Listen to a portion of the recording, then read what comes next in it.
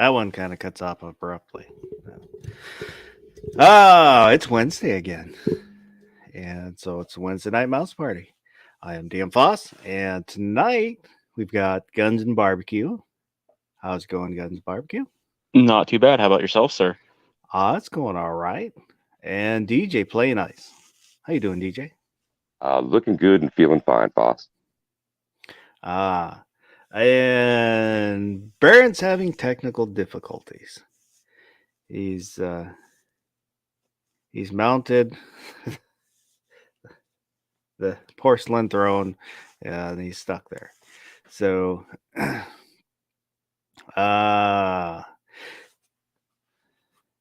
Really glad you Didn't- finished that sentence. I was worried when you said he's mounted. I was worried that he's been mounted. I was like, uh-oh. Awkward intentional pause, perhaps? well, what he does in the privacy of his own home is his business. But out there earlier, swinging by was Kingpin.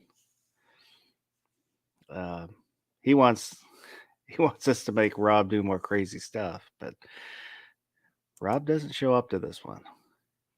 Yeah, and DJ was out there. G23. Baron will be out there in the side chat. He'll Billy up. And Gun Metal Guy USA. C&T Design the Arms. And Guns and BB Poo. How does Midnight say it? BB. I don't know if I can say it like he used to. Guns and BB Quoo. BB BB. Yeah, I was thinking about him the other day. Hoping he's doing all right. I'm guessing he's doing all right since I haven't heard anything bad. I'm busy being the head chefs. I had to mute myself because I forgot to turn my speakers off and put the audio to my headphones. So how you doing, Iron Road? I'm doing pretty good. Got 1,000 rounds of 9mm coming my way, and got let's see here, what else? I got 4 27-round magazines from Magpul coming over for my PC carbine. And I also got a pretty decent optic for it. I got a Holosun 405B for it.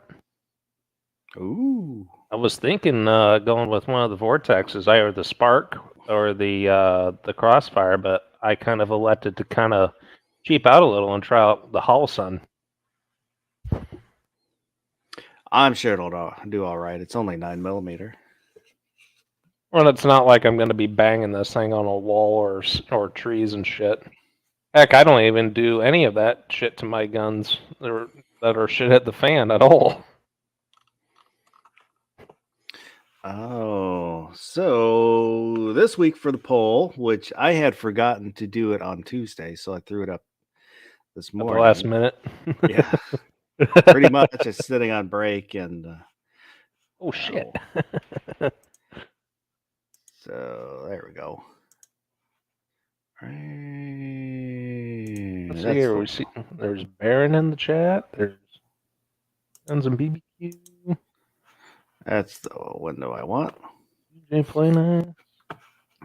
So I had asked, would you rather have a fast vehicle, a smooth and comfortable vehicle, a beautiful vehicle, a fuel-efficient vehicle, or a Star Trek transporter? And overwhelmingly, Star Trek transporter won, 42%, followed by a smooth, comfortable vehicle, 31%. 9% said, or 16% said fuel efficient, 9% said fast, 2% said beautiful. So the second and third option is not surprising because a lot of people they like the most common car I see out there is either a Toyota or a Honda Accord, and Hondas they got better riding, but I think the Toyotas they have better fuel efficiency. Oh, is that what we're talking about? Because I thought we were talking about things maybe in general, and I was going to go at a different kind of angle because I've always been about things that were built for comfort, not for speed. I put a link for the community tab, so anybody that wants to go over and vote that hasn't can go over there and vote. Well, I was Uh, talking in generalities too, so Yeah, it was just kind of, like I said, it was a real quick, so I didn't put a lot of thought into this one. Not like I ever do, but in large part, that's why people prefer large SUVs too. Smooth and comfortable. It's not low to the ground. You don't have to get in it, and you don't feel like you're trying to crawl out. yeah, it's each one has their thing where I do like, when you ride in a smooth, quiet, comfortable car, it feels really nice. But then also, my probably the 69 Dart, where it only had an RV cam, so it was stepped up just a little bit, just a 318. So it would lope a little bit. Had a pair of turbo mufflers, so it had a good sound, and that kind of visceral, that feel, Mm-hmm. the vibration of the low rumble, and then when you accelerate, you get pushed back, and then that sound. That's Yeah, I need to stop spending money on guns and ammo and start getting money spent on my car because it needs a front end job badly. Well, I had. What's that, DJ? I'm thinking like rear wheel drive because we're in the era of that Dart there, and I'm thinking about being pushed back in the accelerator couch when you decide to grab a whole lot of right foot and you got some serious cubes rolling. That's just there Yeah. are a few things better. And you're talking about those turbos. On my '68 Cougar, I had I had turbos put on. It was a single down. I had them split it out and basically hang them just behind where my ass was going to be in the seat, with turn downs cut right underneath those because I wanted to hear and feel just about as much as I could. That's what on that Dart they dumped out just behind. It was probably just before the rear axle.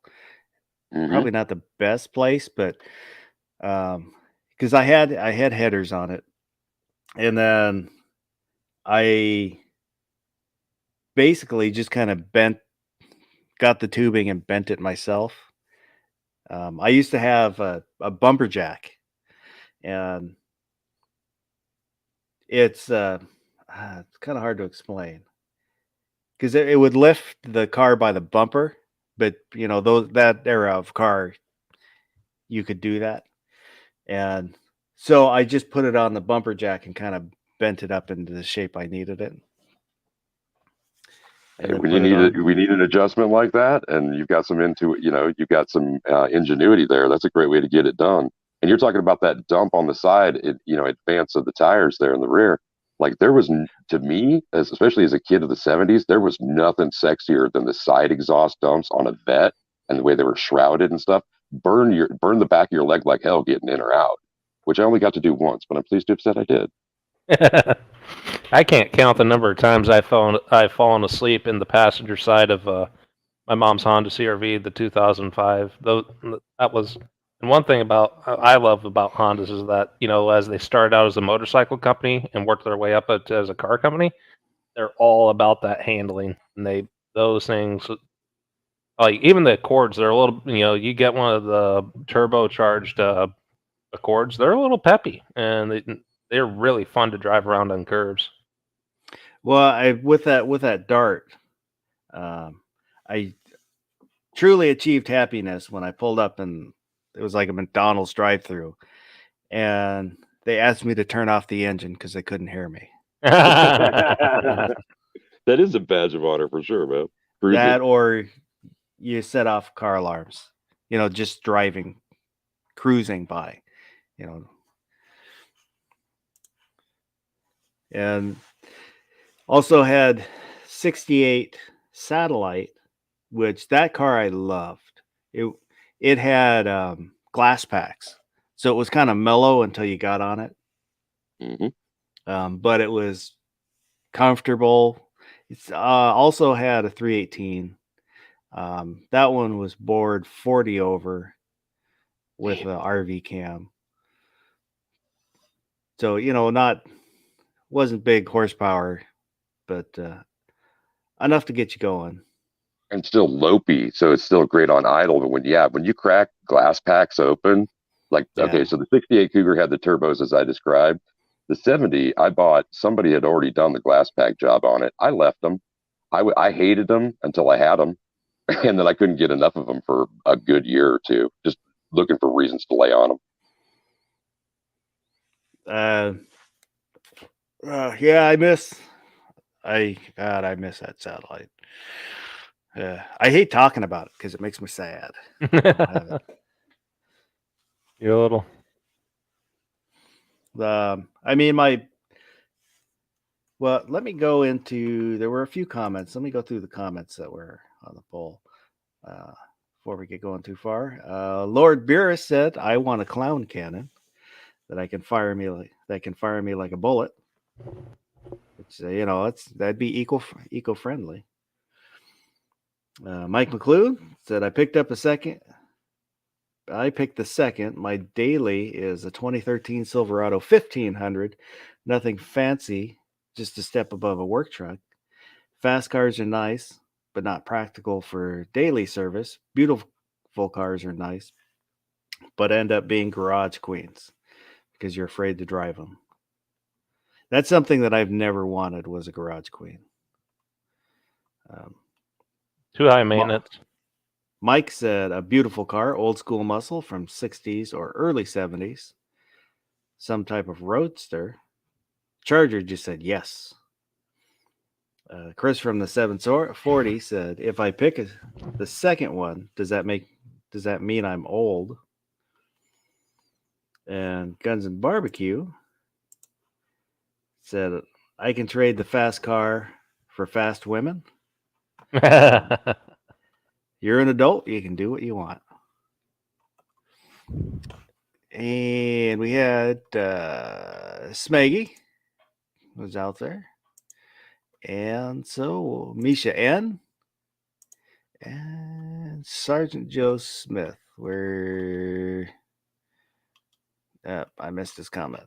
I saw you out there. I know you're out there. I think I saw you out there.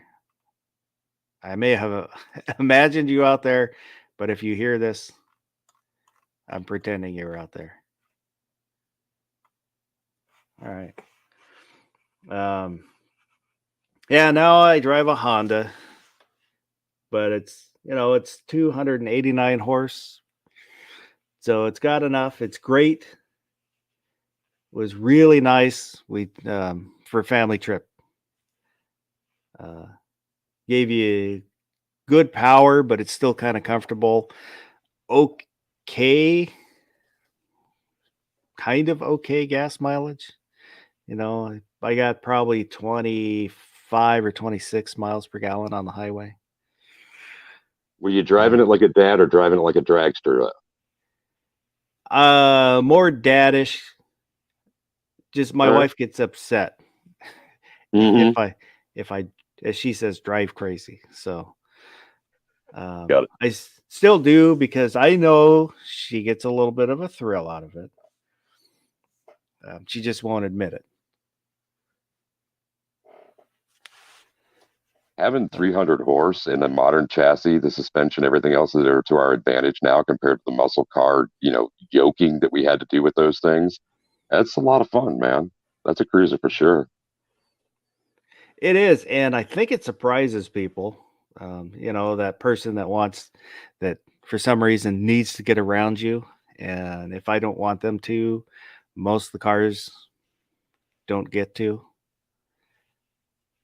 When we're looking at most of those, even in a 6, banging out less than 200 horse. They're kind of yoked right down there. Between 160, 185, pretty commonly.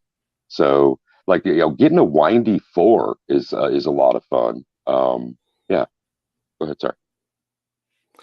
Yeah, it's I'm not into turbos. I understand what they do and the benefits of turbos. I'm just not. I've never been a fan of turbochargers. They're a lot of fun until they're like too much fun, and too much fun can either be what you have to spend at the parts counter or what you have to spend in embarrassment. Like the most fun I ever had in a really abbreviated wheelbase turbocharged was a Dodge Omni. I mean, that's like, it's funny because it looks like a Chevette, a boxy kind of Chevette, but those things hauled serious balls. It was like amazing when I cracked into that. That was the first turbo I ever drove. Zero exaggeration. It was great.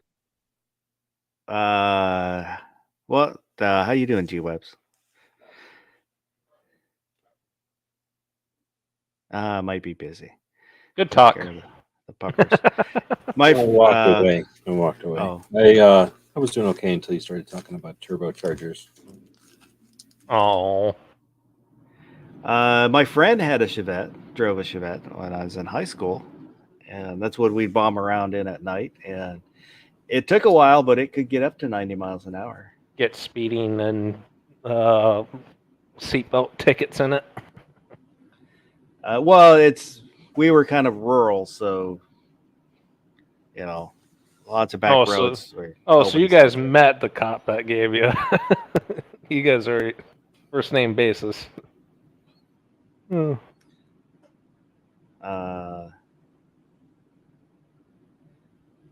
Yeah, but the Dart I had traded. I had a 67 Volkswagen Beetle that I traded for it. Which the Beetle was fun. I mean, they're a really fun vehicle. It broke down every time I drove it. Still had fun every time I drove it.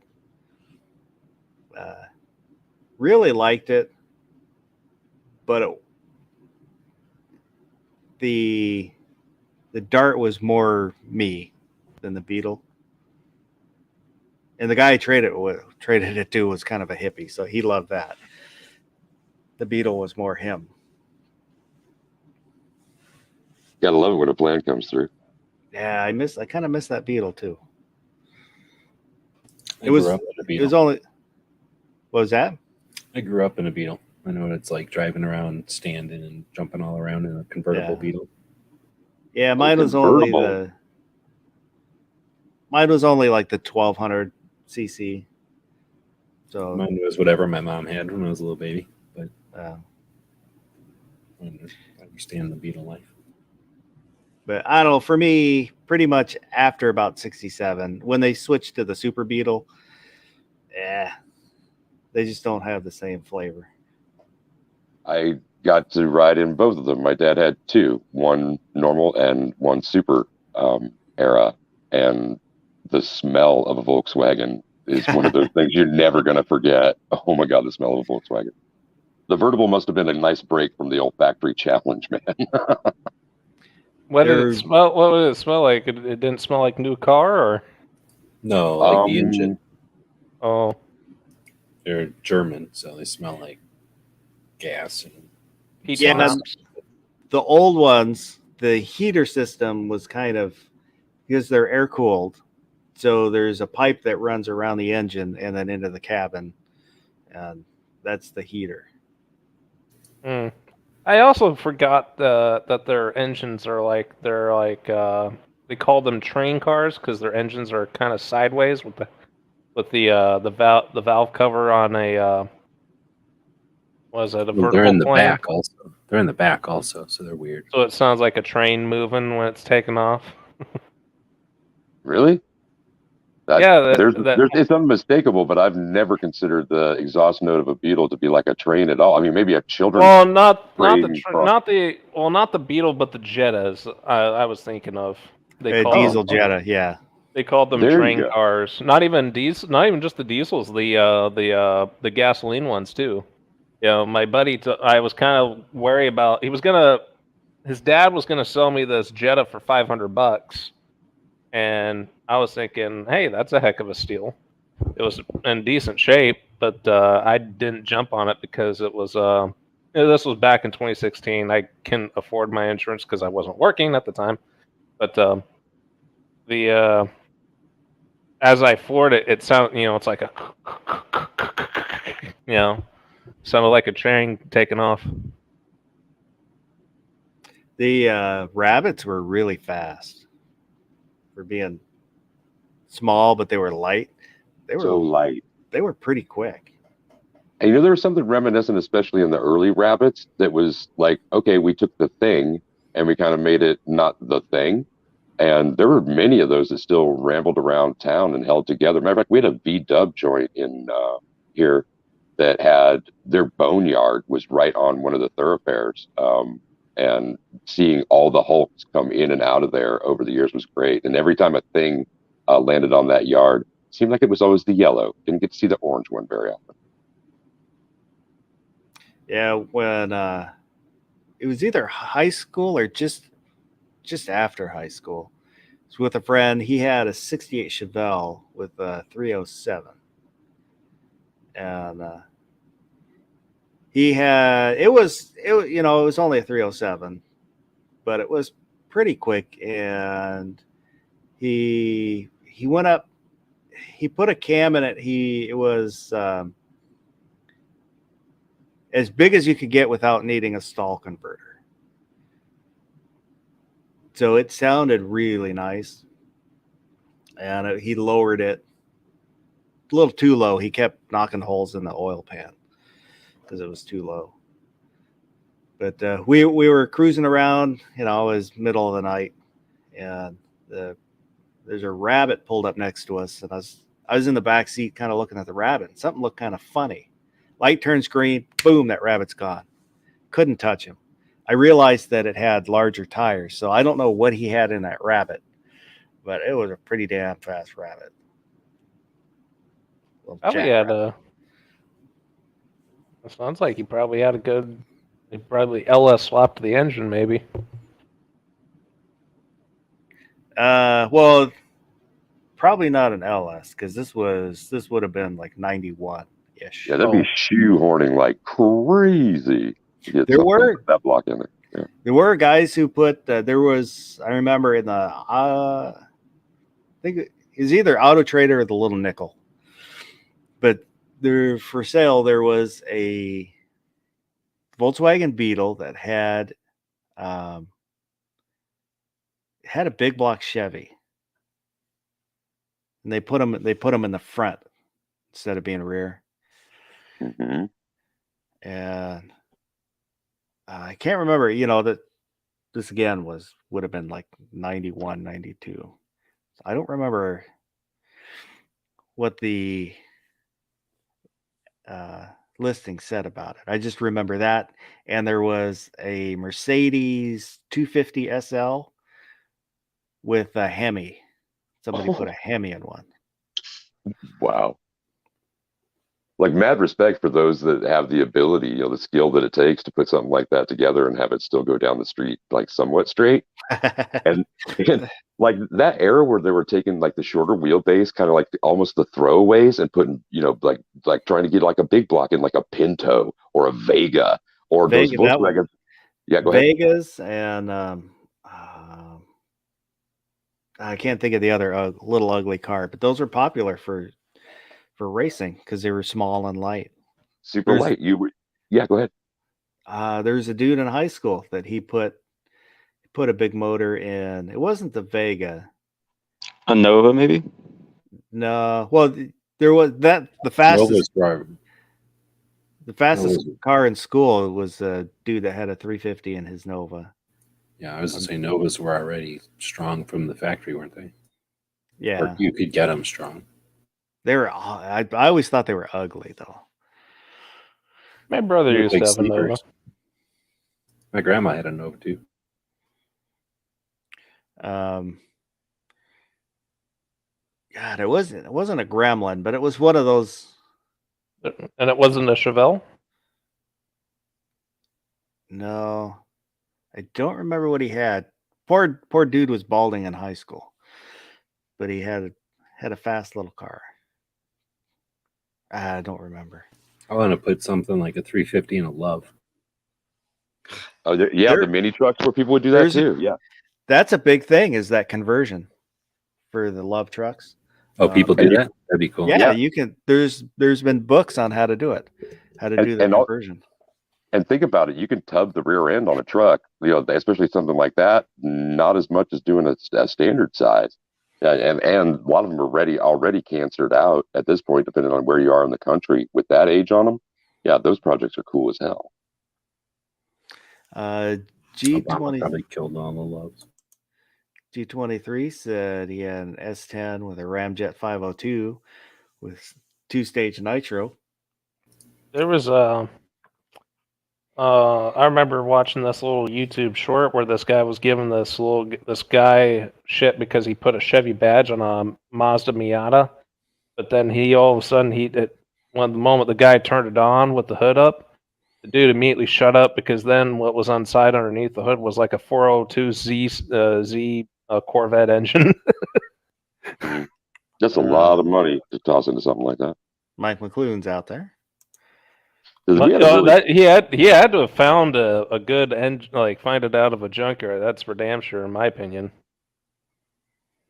one of the fast cars in my high school years was also a Nova, an SS, like a '68, the turbojet outfitted one. It was just like, holy hell, leaning into that thing was a blast as well.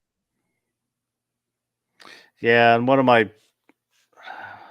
my friends had a 65, I think it was a 65 El Camino with a 327, and that thing was stinking fast too. But he couldn't shift. You couldn't put your arms on the window because when he shifted, you would jerk forward and then jerk back, and your arm would hit the You would get lock. funny bone, funny boned. I had a 72. It was one of my favorite cars, I think, except for the vans. They're badass. I like this. I kind of like the square ones like his. No, I like all of them. I want a 69 really bad. I want an 84, and I'd want my 72. Well, I'd want a 71, but whatever. I want all three of them.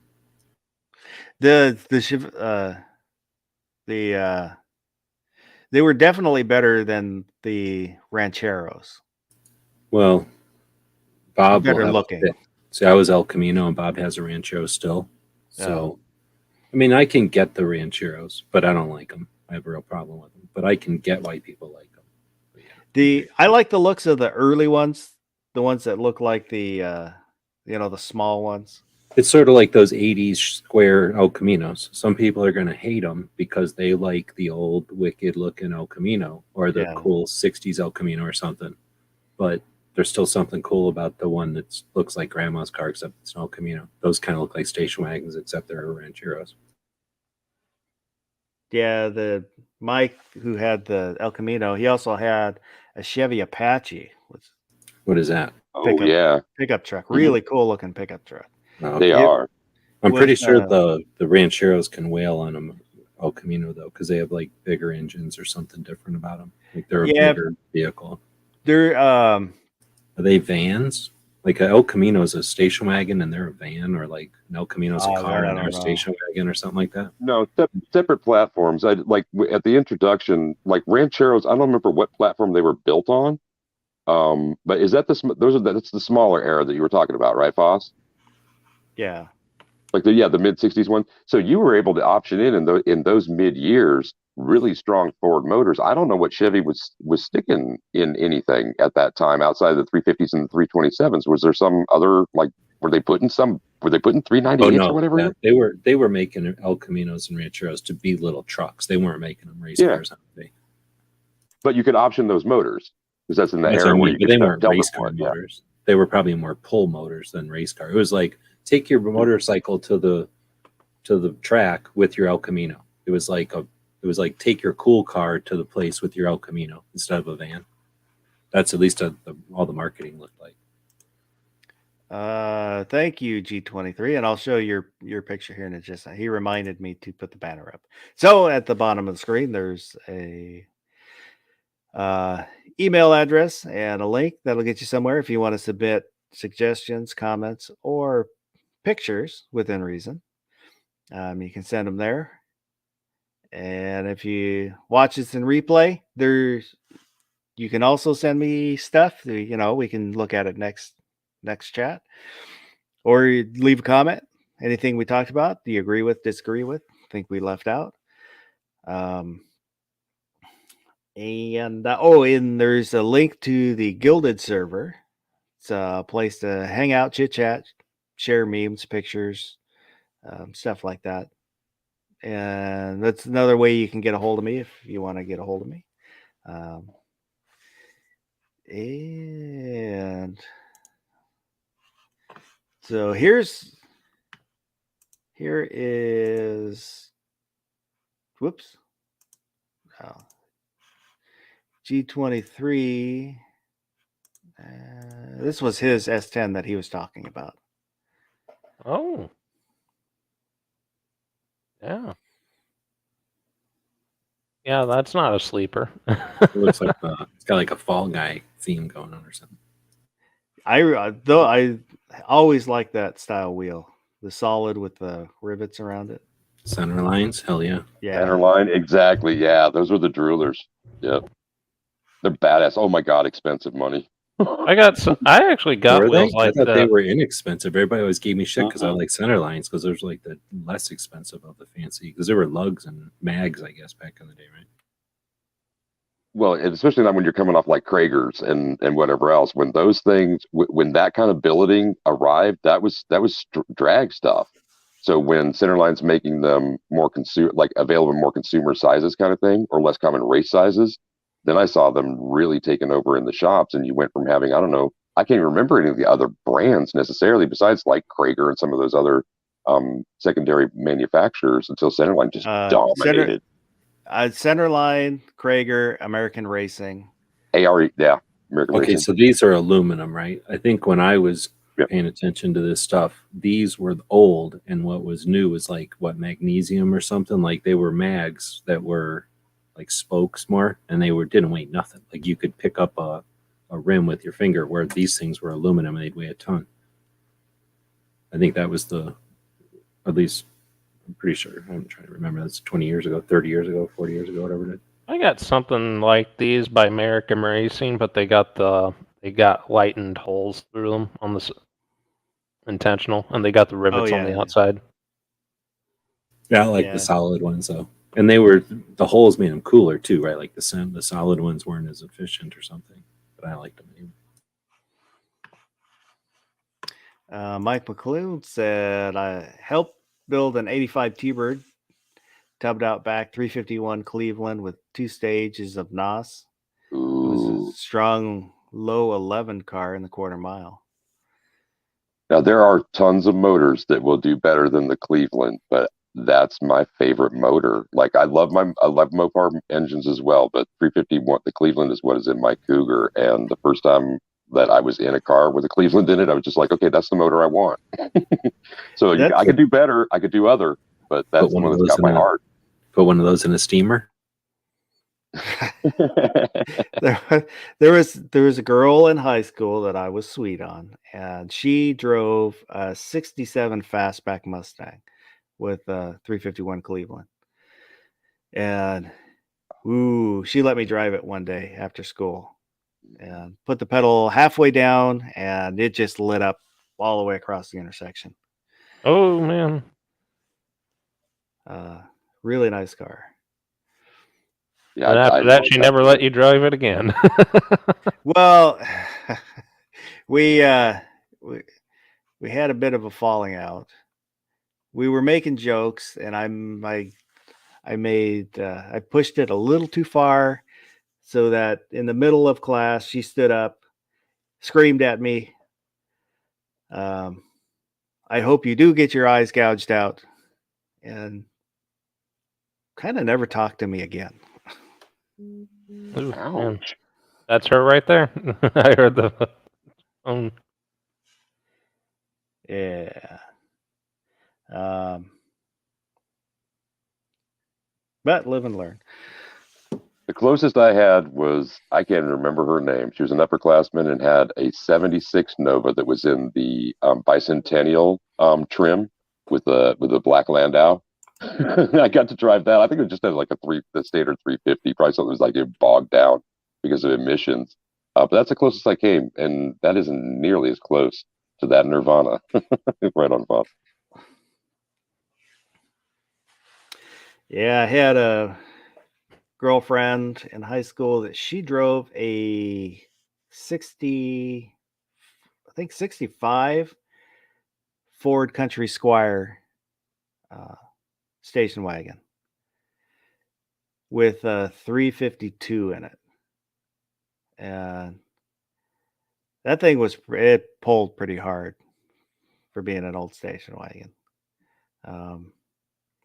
It was kind of the area that I grew up in was really tall hills. And, basically you go down one hill and you're going up another hill. And one of her favorite things to do was stop about halfway up a hill, and the hill would be like a mile long. So she'd stop halfway up on the hill. So if somebody was following her, they'd have to stop, and then she'd punch it, and she'd be gone. And then whoever's trying to follow her would, bite the dust or dump the clutch. yeah. We had one time we were driving around, and her and her friend, and I was in the back seat.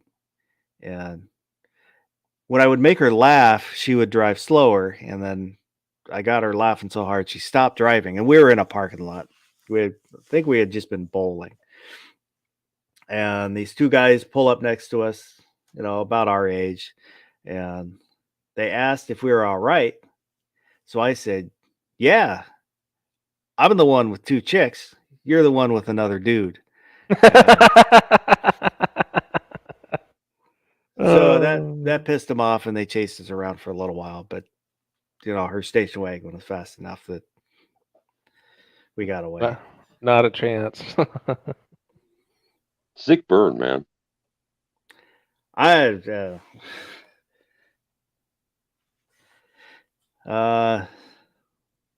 Wow. Yeah, Epic. I think part of we had a 60, not a 60, it was 79 Malibu station wagon. Growing up, that's what I learned to drive on with the 305. That thing was pretty quick. Never lost a race in it. I wasn't racing big blocks or anything. Just, when you're out cruising at night in high school, whoever you came up against. We called it the Dragon Wagon. It was green. The Dragon Wagon. Yeah. Didn't those get a redesign in was it 77, 78? Got the edges got a little bit crisper, and it shed a whole bunch of weight compared to the Country Squire, the Vista Cruiser, all the previous, Town and Countries, all those heavier pigs. And it was the one of the problems with it was it had the power steering. It was really strong power steering, so you couldn't feel what the wheels were doing. You could turn it with one finger, and it kind of floated when you're bombing down the back roads. All of the old cars did. That was awesome. Yeah. Well, it's kind of awesome, but when the higher your speed gets, the less you want to be bouncing. Bouncing in slow motion eventually. It's just like driving with a lag. It's awesome. It was nice, like speed bumps. If you hit a speed bump, I can't remember, it would be like if you hit them at 15 miles an hour, you wouldn't feel them. You hit them right at that. Every one of my old 70s cars and vehicles that I had, you could just plow into speed bumps, and it didn't care because they were massive shocks and wheelbases and stuff, whatever. Boom, boom. You didn't even know you're hitting them. They're great. But yeah, I guess they get a little crazy, fast. But they're so wide, there's nothing to worry about. Yeah. You can't fall over. Yep, and I had in high school a 70. It was probably like a 79 Ford. God, what the hell was it? It was like the Futura, but it was the 4-door version.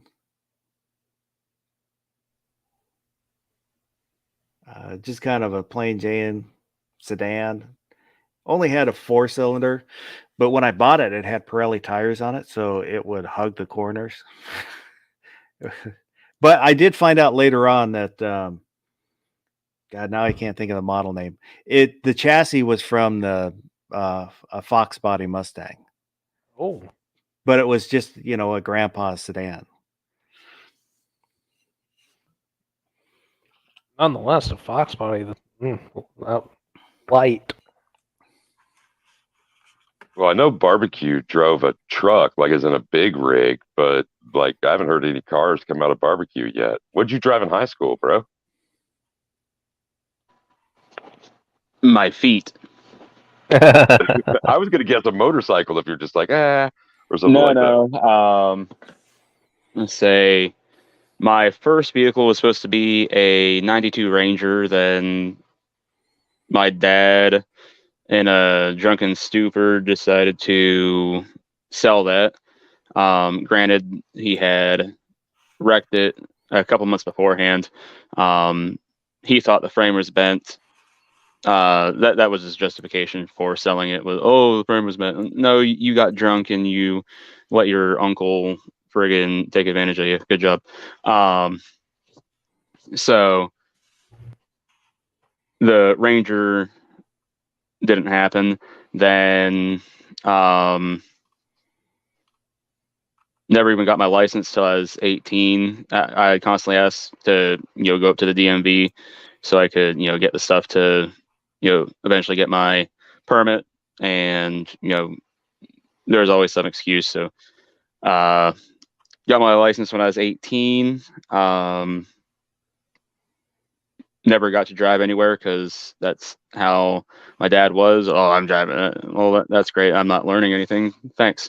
Even when I went to take my driver's test, I ended up passing without any deductions. So, I mean, I guess there's that.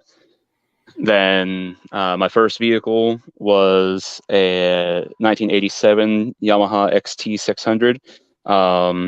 All that is a dual sports dirt bike that's legal for the road with a 600cc motor in it, wheelie machine. Then my first car I got shortly after I turned 19, and that was a 98 Grand Marquis. A lot of fun in that car.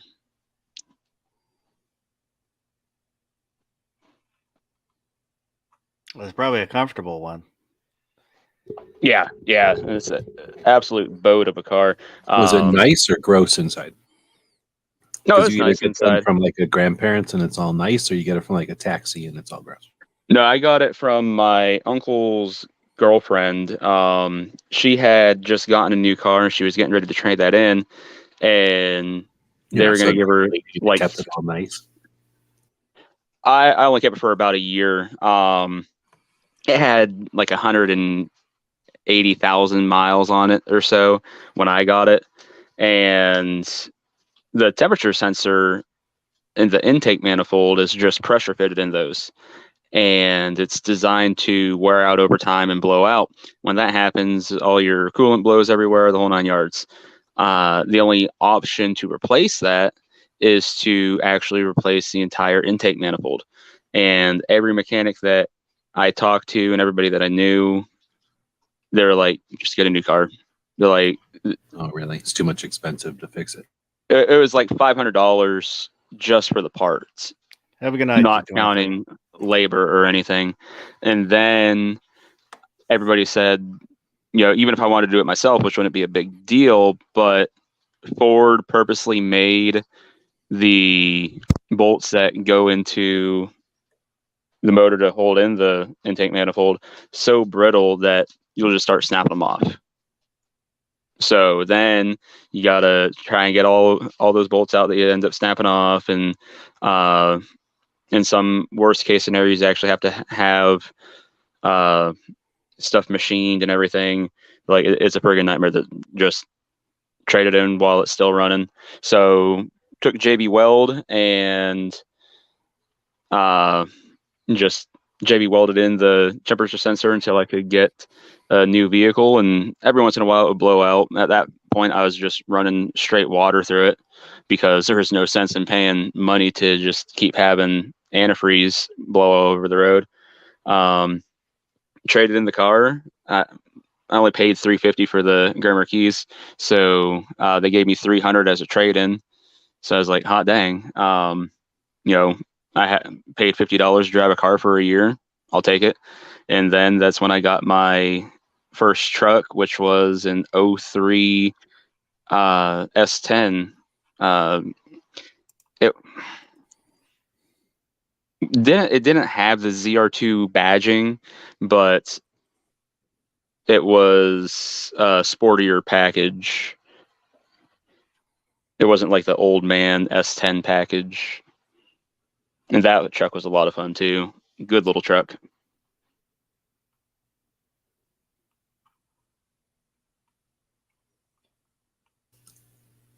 So, what was everybody else's first car? I had a Stanza, fucking Nissan. Then as soon as I could, I bought a Ranger. Mine was a, I don't know, 90 Ranger maybe. 2003 Chevy Blazer.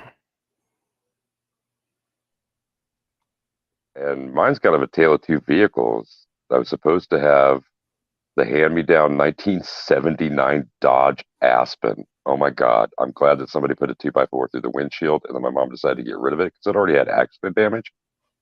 But both of them were blue, so the next one wasn't that much better. 1974 Mercury Comet. It looks like a Maverick if you don't know. It was sad. That was my first car. Was the '71 Ford Maverick, baby blue.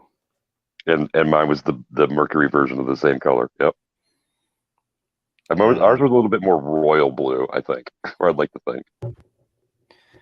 I have very fond memories of that car. It was great until my sister's friend wrecked it. I was originally going to get a 2003 Toyota Highlander.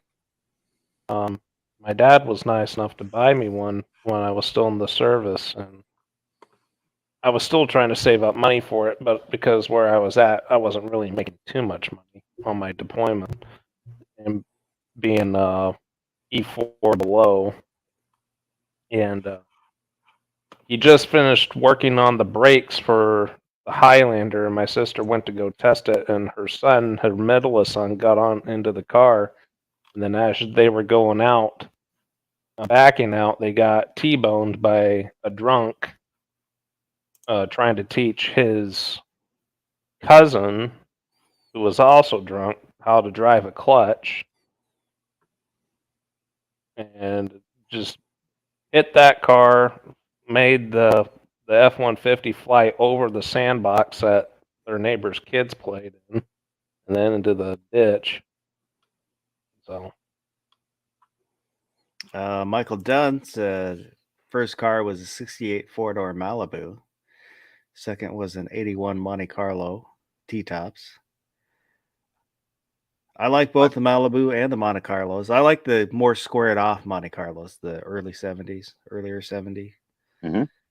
I do as well. And all the Malibus I've always liked. All of this, they always did right with the styling. back when I had, I spent 10 grand off into the stock market like a year ago.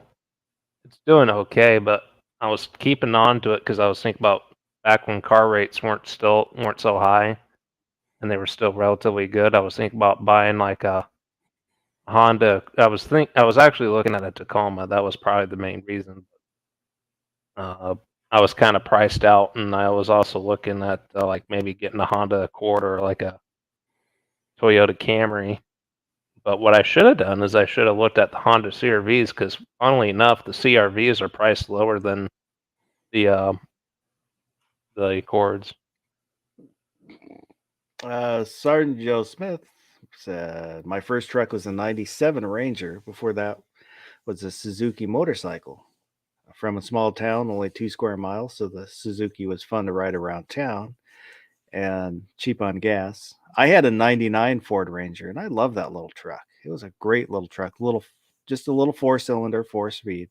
They're awesome. That model of Rangers were phenomenal. Did you guys have The- caps on yours, or did you just have open backs? No, just open back. Cap on mine. I love that truck, but for some reason, every time the angriest I ever was driving was when I owned that Ford. I was always upset with, everybody was too slow, everybody was in the way. But I love that truck. This Your is stick my shift? Yep. when my dad passed away. He left me this truck, this one right here, that I'm screen sharing. Good. Oh, 93 Toyota long bed. Unfortunately, I had a wreck with it, and let's see here. I think did I lose track of that? Oh, here it is. I had a speeder and passed out at the wheel and went through a fence. Unfortunately, so I still got it, and it's repairable. Yeah, those old Toyotas, they're hard to kill. Well, and this one's especially nice in the fact that it's got the it doesn't have the 6-cylinder. It has the what's it called, the 4-cylinder, the 22 RE, and it's stick shift. Yeah, 22s are pretty bulletproof, man. I had one, not in that same trim, but same motor earlier, and that thing just rattled on forever and ever and ever. Just beat the holy hell out of it. Here's my first rig. That's when I got the new tires and rims on it. I still got that one. This one needs a front end job real bad.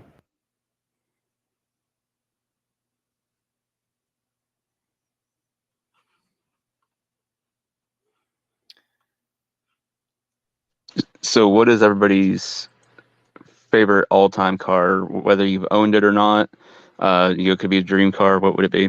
Have a good night, Coop. GT500, OG GT500. Oh, I'll have to think about that. I don't know too many cars by name. That's the problem. I'd say a Chevy van from the 70s, whatever year is cool looking. I really, really, really like having a van. It's really nice. It's everything a pickup truck ever was, except it's also like a camper. It's awesome. I would have to go with either a 55 Nomad or a 67 GTO. I almost had a 69 GTO. No, it wasn't the GTO. It was the God, what was the non-GTO? Start with an L. Le Mans. Le Mans. So I was going to buy it from a friend's brother, but he ended up selling it to somebody else.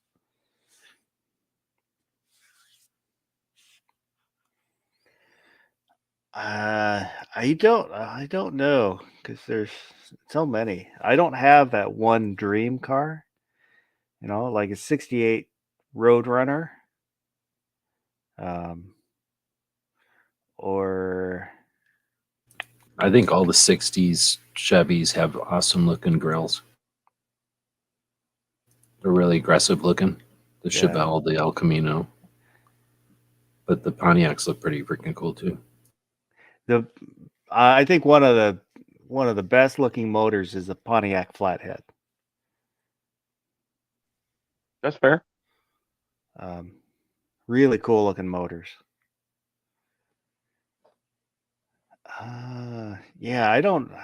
So everybody's just picking cars that drive fast, or you're picking cars that look cool, or you're picking cars that have some other significance besides going fast. I just love the look of them. And my The Video question- and the Nomad.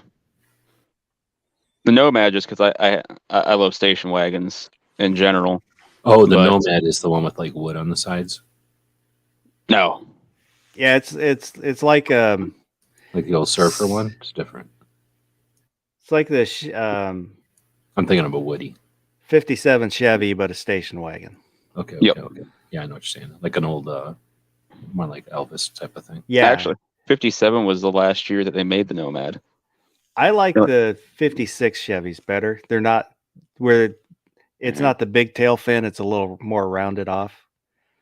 Yeah, Shoebox Yep. 55 is cool as hell. It to me, it's like it is it is even more classic because it's not as ostentatious as the 57. 57 So when is you're your talking- go-to for chrome and the future design thing. But those 55, the Shoebox is cool as hell. When you're talking those kinds, I dig them when they chop them, like the roofs down. So Yeah. you're talking like custom like that, or you're talking just stock? Because some people dig them stock. I'm a stock guy. When people get into changing out rims and all kinds of other crap, I just kind of like, eh. But then again, I'm not one of those guys where I'm like, oh, these rims are amazing. It's got to be a pretty awesome set of rims for me to be like, oh, those are amazing. I'm talking like CC top. Well, I was gonna, but yeah, I'm just talking modification in general. Whether it be rims or chopping parts or lifting or any crap. I'm a pretty just leave it stock guy. So I guess my question would be, you're all picking cars that are performance or what? But like, I go to Vegas all the time and I see people renting cars all the time. So my thing would be, I'd rather have a car that's cool that can do something, and then just go rent a fast car once in a while, or like, Smeggy's saying CUDA. I used to get the old car price guide, and the 72 convertible CUDA, I think it was the only car in that book that the price was listed was unestimatable. because there's not enough of them or something. They are so valued that they cannot put a value on it. Mm. How do you get insurance on that then? I don't know. Michael Dunn said Dream Cars 67 Chevelles. Those are pretty cool. They probably just give you like a menu. Go, do you want it to be insured for 5 million or 50 million or 500 million or something like that, right? And then you just pay a different insurance for each one. Like a Lloyd's of London policy, will insure anything. Yeah, they probably go, we'll insure it for whatever you want. So what do you want us to insure it for? They're not going to insure it for 5 and then give you 50. Obviously. Mike McLuhan said 67 Ford Mustang GT Fastback. I chose just based on kind of how I choose things that I like is when I look at it or when I hold it, does it bring me joy? So, like if this knife, looking at it pleases me, this makes me happy looking at this knife. And then if at some point it stops making me happy, then it'll end up as a giveaway. Some of the kind of weird stuff that I give away. That's why. I like I'm a big fan of the square body pickups. I've, in no particular order, the only Ford that I really like is the 60 square body with the split grille down the middle. And then I love the 1970 Chevy square body single cab. And the only 80s and 90s I give pass to is the Chevys. Okay, dark horse candidate for y'all. If you don't know what one looks like, think about looking it up. The international pickup trucks of the late 60s. Oh, those are always sweet. Yeah, and They look like Jeeps or something. Sorta, if you want to go there, I go with that. More like a World War II like vehicle of some sort. It's definitely stuck in an era, and it's more akin to the 40s, but not round version. It's like I don't want to describe it if you don't know. It's not a bubble body. I see what you mean. Yeah. Michael Dunn said earlier he has a 41 Willie. Oh, nice. Nice. And let me call up. I almost bought a Deuce and a half back in the day because you could buy them for not that much. But I was like, what the hell am I going to do with them? Where am I going to put it? And then I had played with them and used them back in the days as a kid. So I knew how much effort and shit and stuff you need at least a shed of stuff to keep it going. And you're gonna find something somewhere and you're gonna get an extra one and you're gonna need room for it. But that would have been something that if I didn't have to worry about it, I'd have a Deuce and a Half or some other giant military vehicle. So here's a picture I took in Japan, probably around 2001, 2002 ish. Nice wall. Oh, you're talking about that Jeep. Well, see, that's when I took it. That's what I thought. Oh, hey, that's cool. It's an old Jeep. It wasn't until probably like 5 years ago. Let me zoom in on it. I realized it's not a Jeep. It's a Mitsubishi. Oh, snap. So that's like a Japanese version of their vehicle for getting around in the war. Yeah, we were just walking around my wife's. Oh, the steering wheel's on the other side. And just came across and I thought it was kind of cool. Be kind of a cool picture to take. It was a car still, though. Yeah. Was somebody driving it, or was it just sitting there like a museum? It was just sitting there when we walked by.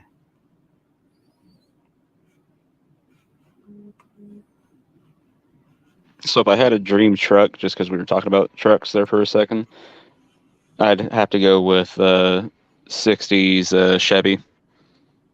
Pretty much any model year. It's like the classic looking farm truck to me. 60s. And on a Mustang, I'd definitely go with a Mach 1 Mustang. Yeah, so you're just a couple of years past me with that, with that version on the thing. See, the reason, and G asked, why we picked the ones we did. For me, the GT 500, it's right there. I mean, Carroll Shelby stuffs the Cobra Jet into it, and it's just like it's the biggest motor that Shelby put into a Mustang. It's like it's kind of last licks, and Eleanor from Gone in 60 Second Eleanor, right? Is like it's like a GT. It's a GT5. It's made to look like a GT 500 for God's sake. And so like that's why when Barbecue opens it up to like any amounts of dollars, I don't, Boss, do you mind looking it up whatever site and seeing what GT 500s are going for these days? Because that's got to be an insane amount of dollars. I don't even know how many they made, but that was another one where it was like not a hell of a lot. But oh my God, a Cobra Jet.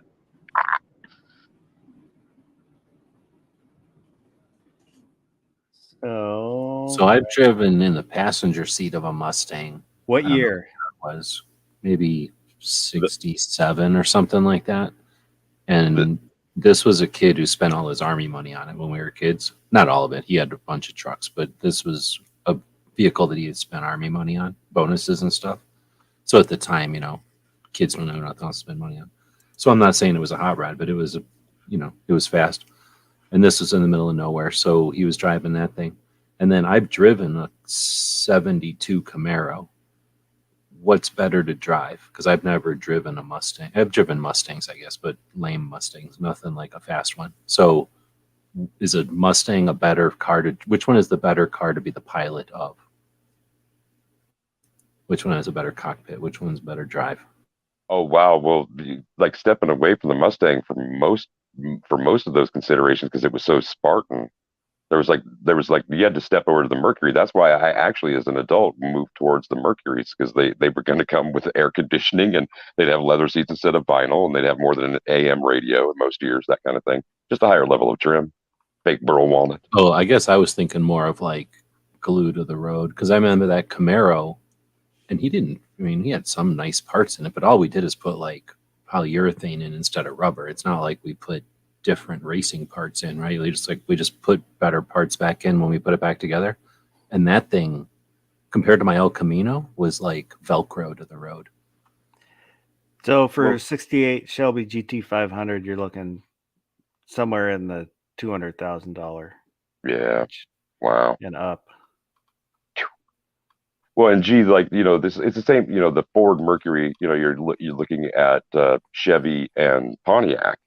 And so that's the same case with the Pony. But I'm saying Chevy and Mercury. I'm saying Chevy and Ford I got the impression that the Ford is a little more ice skatey, like touchy-feely to the road. And I don't know why, but I just got that impression. Than the Camaro, which is more gushy, like smushy to the road, like more like driving a marshmallow. I don't know. Maybe Smith just and Wesson I felt revolvers. like You like Smith and Wesson revolvers or Colt revolvers? It's the same kind of deal, like 6 of 1. no, There's a lot no. of That's what I'm preference. saying. Like I wouldn't touch a Colt revolver if I had to shoot it or run it. I won't run a Colt. They're stupid. I only have a Colt because I can resell it. I'm never going to shoot a Colt. Having to push that stupid release forward, and they're all finicky and they get all dirty. Okay. I hate Colts. So yeah, I hear you. But Smith and Wessons, I'm the opposite. I like everything about a Smith. Ozzy Osbourne sent in this picture. Yeah, that's what I'm used to, pretty much right there. A little bit. Oh, of wow. that. He's got That's drag bars. That's funny that you don't like the Colt release over the.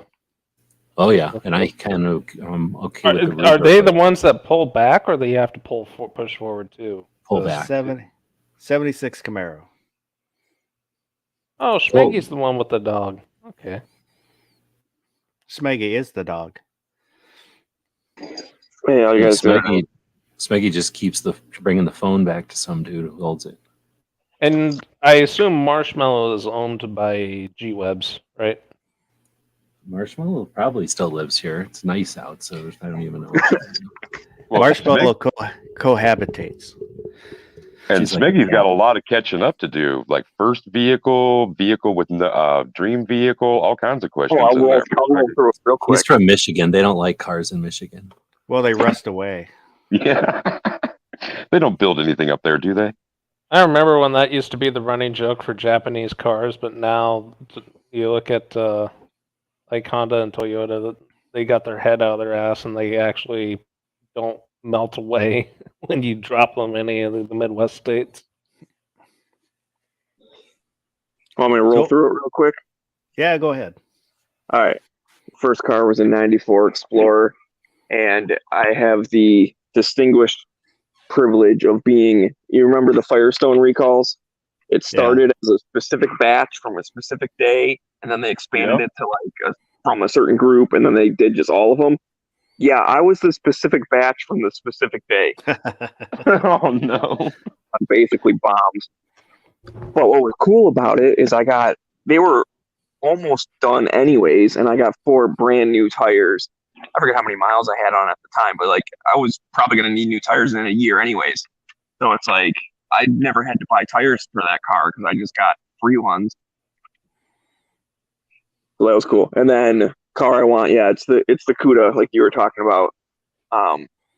I just liked it. I saw it on Nash Bridges. He had the convertible one, and those are like super rare.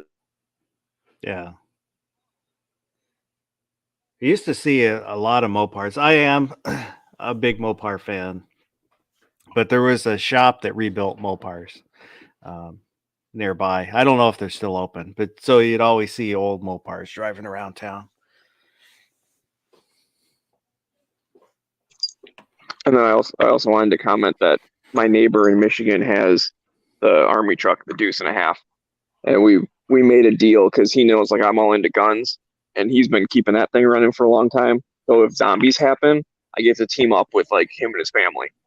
So I'll bring the guns. He's got the truck. We're good to go. I saw one for sale a few years back.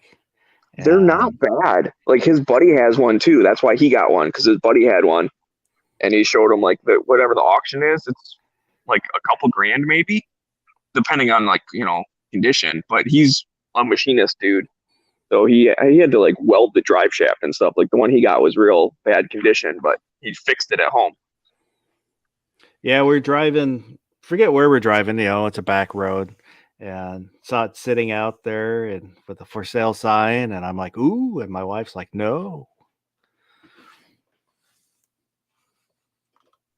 And you were like, aw, and she was like, I don't care. And then you were like, aw, again. She's like, yeah, whatever. They take the Deuce and a Halves, right? Like the giant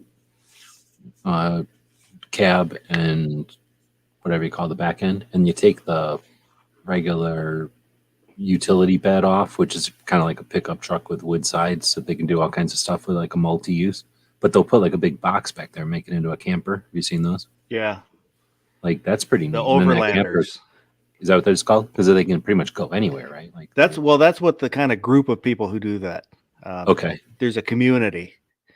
I And saw I mean, one. they are made to go on the road. They don't go fast, but I mean, that was one of my gigs back in the day. Was just taking one of them things and driving on the highway for a long time once in a while. Yeah, they'll drive for freaking ever. And I think that, am I wrong? Won't they drive on pretty much anything that you shove down the gas tank? It'll figure out a way to burn it and drive it. I think so. Diesel or corn oil or not propane, but kerosene. Like I'm pretty sure you can put anything in there. Jet fuel with just any kerosene. I think so. Something like that.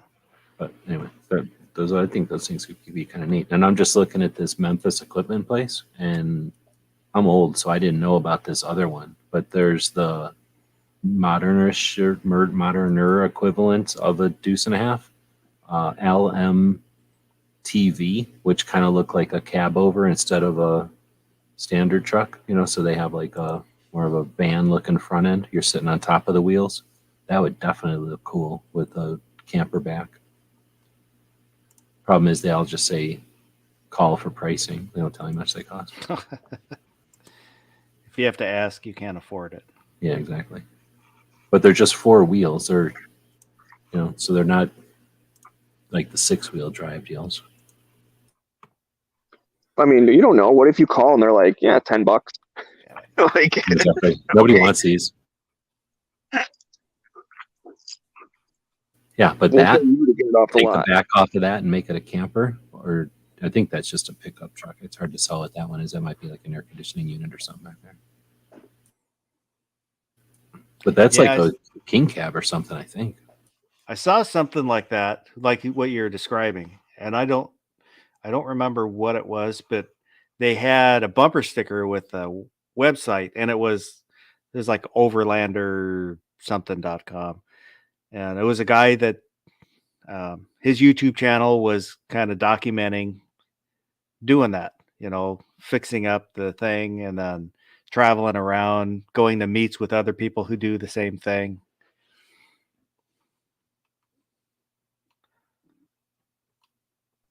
So I have a question for you guys. It's staying on this topic, but then also linking in guns. So again, my neighbor's got one, not like that, but right, the Deuce and a Half. He wants to mount, just for show, a machine gun on the top. Like not a working one, obviously, but do you think that would be legal? And if so, what would be the best way to do it? Do you think he's got to like fab it up all himself, or is there some kind of kit that he just the outside doesn't have the guts or something? You can do it. It's legal, probably, but you're going to freak everybody out. If you look at that guy who ran the Utah Gun Exchange for a minute when Gunstreamer was kind of fluctuating. So what did that have been? 15, 17, 18, 19, somewhere in there, 17 or 18. Remember that?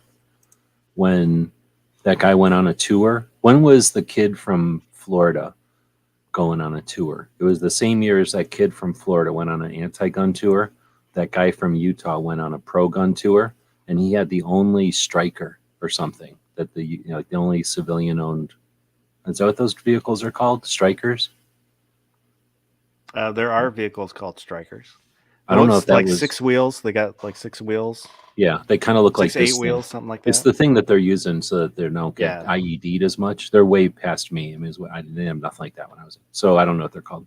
But anyway, this guy owned the only civilian version of one that's for sale out there, and he bought it, and he was driving around the country because the anti-gun kid was driving around the country, and he was trying to promote Utah Gun Exchange, which was the version of GunTube, right?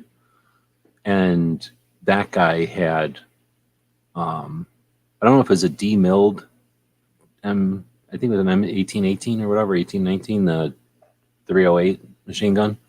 And he had either a dummy one or a demilled one. And he kept sticking it up there, and he kept getting arrested or like stopped and stuff. And there was a constant this and that. And then they eventually arrested him in New York or something for having it in New York and took it. And then he drove around the rest of the tour without it. And anyway, so it just seemed like kind of a thing that you're just going to, it's sort of like open carrying on steroids. Everybody gets upset about it. Or at least, I don't know if it was the way that guy behaved or the fact that he was doing it and he was willing to make noise about the fact that he was getting harassed. You know what I mean? I think you'd get harassed. There was one of the car shows. I forget the name of it, but the host his name was Stacy, but he took a deuce and a half, built it up. They called it Sergeant Rock, and then he had dual 50 cals, but they were propane fed so that they would make fire and pop. Mm-hmm. They'll recoil and make noise and shoot off Yeah. some muzzle blast. Yeah. Yeah, put that in the bed. Well, that's what they do on the boats too, right? Like when they have boats sitting in harbor, they'll just blow propane out of them. Yeah.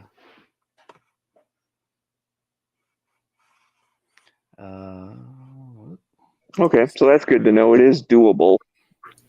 Like you said, I don't think he would necessarily just drive around a day to day, but I think he's thinking more if he goes to like a meetup or like, goes to for a sure. and then set it up, right? Because then he's anytime around. you go somewhere and you're on private property, you can do whatever you want again. So once you get there and set up, you can do whatever you want. And then if you think of like Vegas, the machine gun places in Vegas, Battlefield Vegas, and even the other ones, they drive around with Humvees with machine guns mounted on them, and they're probably real. And nobody cares because it's Vegas and they all know what they're about. But I wouldn't be. Well, actually, I think we looked at them and they are fake. But I wouldn't be surprised if one of them used an old broken one up there as their fake one, because they got enough of them. Oh, it wasn't the deuce and a half. It was a 41 Willys that he did. Here, I can share this. His Sergeant Rock project. That's the kind. Well, no, I don't. Is that the kind of barbecue was talking about? That might be a little bit earlier than what barbecue was talking about still. But he's got the dual 50s in the back.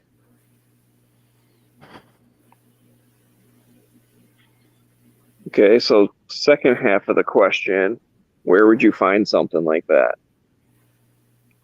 Because this dude's like not a gun dude. So he's asking me like I'm, gun Jesus. And I'm like, dude, I'm barely a gun dude compared to like some of the other people I know. Easy. For a deuce and a half, no one knows what a real machine gun looks like anyway. So it's super easy. I'll just take some PVC and paint it black and stick it on something the size of a shoebox and paint it black. And then take some stuff to make it look like a belt of ammo feeding into it. And literally, because your deuce and a half is way up in the air, no one's ever going to know, you know what I mean? From like that distance, they're not going to see no detail. And it's for most people that are going to be driving past it or it's driving by them. That would be plenty. And then anybody who does know what they're looking at and focuses on it for a minute will see what it is and leave them alone. Because like any police or anybody who really cares is going to go, oh, okay, this guy just has a prop, and they'll keep going. But everybody who just wants to be impressed by it would be impressed by it. Unless he really wants to cause commotion, that's what I'd say. Put it almost anime, like right at the line between fake and cartoonish, right? So that it gives you the impression for anybody, like I was saying, driving by, but then it's you're probably just better off just taking one of those Nerf guns and just spray painting it. There you go. Seriously, yeah. Like they must make one that's really big, the right scale for that kind of situation. But that's a great like you're saying, if you're doing like a M1918, the Browning, it's just a box and a tube with a handle in the back. But doing a Nerf gun and putting an extra PVC to make it a longer barrel to make it look proportional might work cool, because then you actually have something that shoots out of it. Or I mean, just there is a Nerf. There's a Nerf minigun you can get. There's also a Nerf, like when they first came out, they came out with the long shot the first time, and the thing is that thing was like it's so long that by itself you don't even need the PVC pipe. You just spray paint that thing black, and people are automatically going to think that's like a 240 Bravo. So, is there a way to take those Nerf things, maybe poke them with a needle or something a bunch of times so that they become more porous and soak them in like gasoline or something, and then when you shoot them, have a lighter, light them on fire so that they kind of look like a fireball shooting out of there? Oh hell! I mean. They're styrofoam, so you don't even need to poke holes into them, to be honest. Well, I think from what I remember, they're like a swimming noodle. Like they're impervious to water.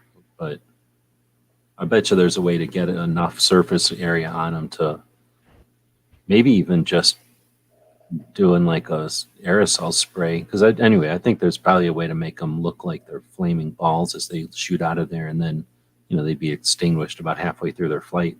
A little jelly gas in the nose. Something like that, right? Like what is that stuff called? Sterno. Maybe just wipe them all in sterno. And if it's a long enough barrel, all you need is one of those barbecue lighters that is lit, and then all they have to do is kind of catch fire as they shoot. They're going slow enough to stay lit for a bit, but that wouldn't stay lit all the way to when they hit and be in danger or anything.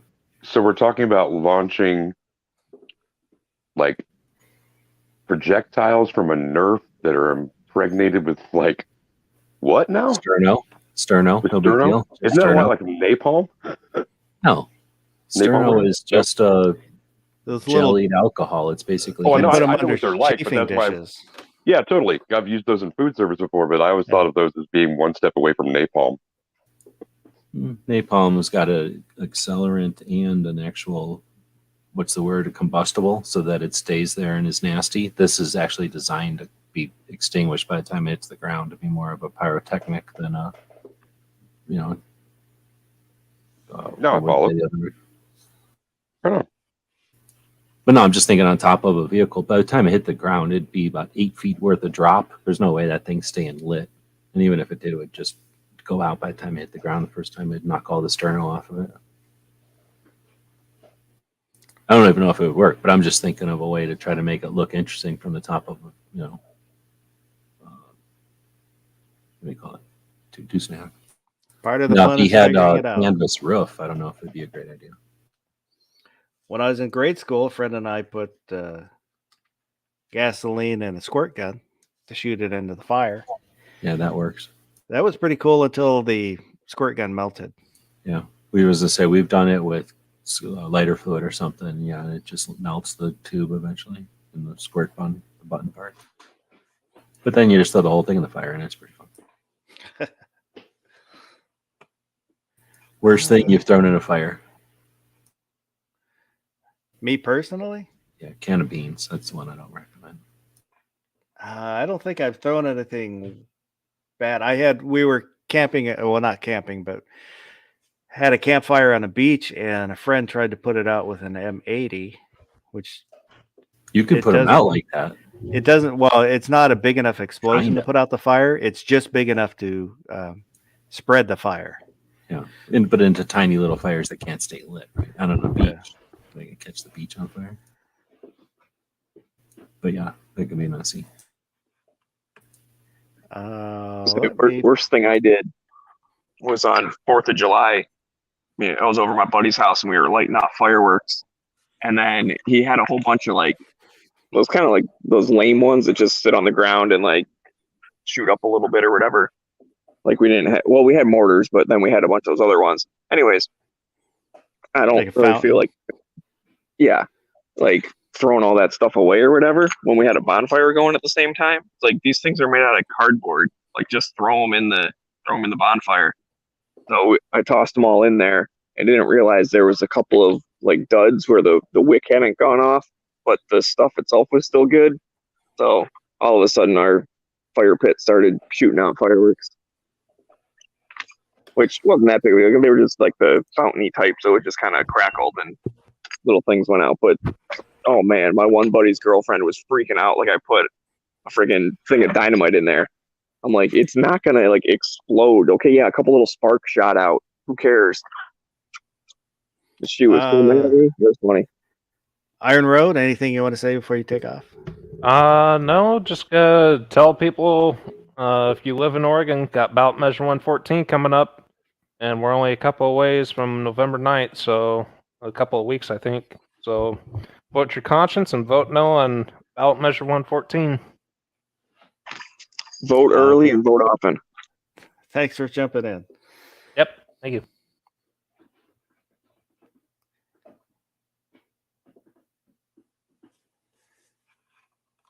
Let me do this one. That one.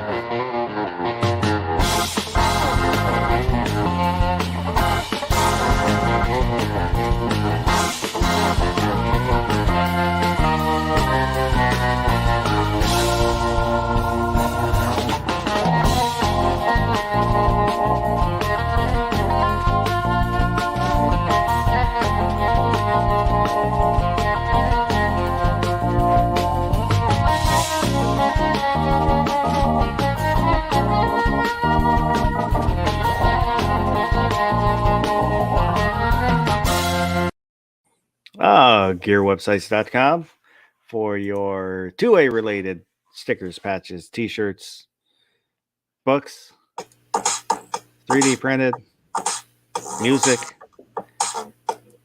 and all that. Speaking of stuff over at the store, we've got a deal going on right now where on Sundays we're going to be doing the patch swap. So if you grab these random patch packs on Sundays, we open them up. People can trade, get them sent out. All kinds of interesting stuff. Probably going to be about $25 a pack. Maybe a little bit cheaper for Patreons.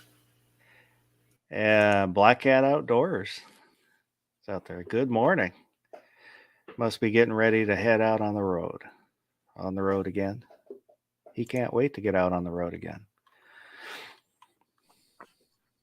I just want to plug real quick again for Gear Websites. If you get patches through there, you missed it already for earlier tonight, but we had an epic patch panel battle. What do we call that? Yeah, patch panel battle. So if you get patches from Gear Websites, if we do it again, you have a chance to win stuff. Take pictures of your patches and share them with people. And I only mention it because I won 2 of the categories out of 5, so I'm pretty happy. Smeggy, is there anything you want to plug? I think I just did, so I'm good. DJ? On Saturdays in the evening on the A Great Start Again, Rented Lips, on the A Great Start Shooting School channel, for which I will drop the link in the text chat. Please come and check out a discussion about suicide awareness. Until then, or any other time, be safe, have fun, carry your guns, and rock. Michael Dunn was asking G-Webs, does he make patches? We have in the past and can, yes, but it's not like our main gig or anything. But it depends on what you're talking, like a single one, or if you're talking like batches or something. But I think it depends on when you were looking. We were showing off some stuff in the last chat that was made here, but I have a broken robot. So I used to have a robot where I made them here, and then I have made patches for people before. So I'm not. We do sell patches, but at retail. Let's put it that way. Yeah, but if you need something designed, I'll put that caveat out there. If you need help with getting a design, I can definitely, help you with that. Making the designs and then getting them into the software, getting them set up to go to a manufacturer. I can help with that kind of stuff too. Let me know. And DJ put a link for Brooke Cheney's channel. She's a great lady, really nice. Great information. So something to check out.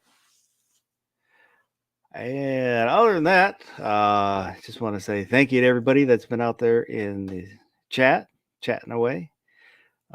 Those that we saw and those maybe who are watching and didn't say anything, appreciate you too. Or those who watch this in replay, appreciate you.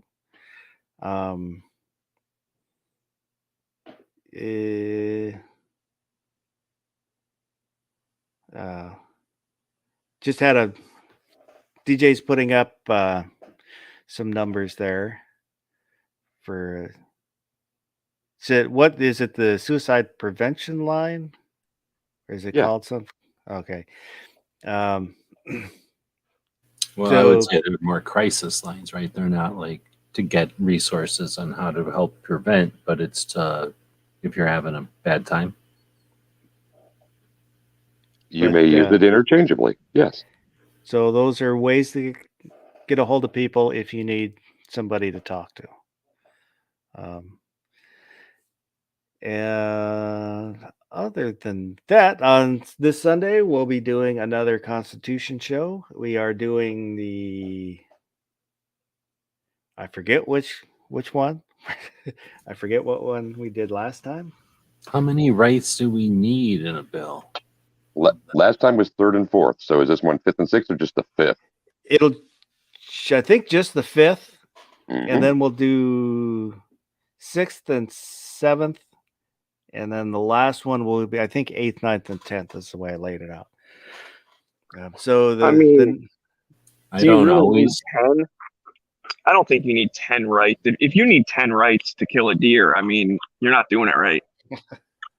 I don't always plead, but when I do plead, it's the 5th. So this Saturday night at 11 o'clock, we'll be doing the 5th Amendment. And other than that, I don't think I'm forgetting anything. What kind of hot thing and who will be eating it? Well, we kind of determined that Rob and Baron, like I said left a comment, short of red hot pokers, I don't think there's hot enough. What for if, them. you know how you could take a lemon and squeeze it and juice comes out? What if you take some kind of a bad hot pepper and you squeeze it into their eyeballs? When they can't close their eyeball for like an hour. They can't even blink for like an hour. Well, I don't know if they'd go for that. I'm just saying. But we're accustomed to some kind of a hot thing squirted on something. let me stop that so I can do this. And appreciate everybody, and I hope. I'm just I'm feeling like I'm forgetting something, but that's normal. Well, have a good night. About to give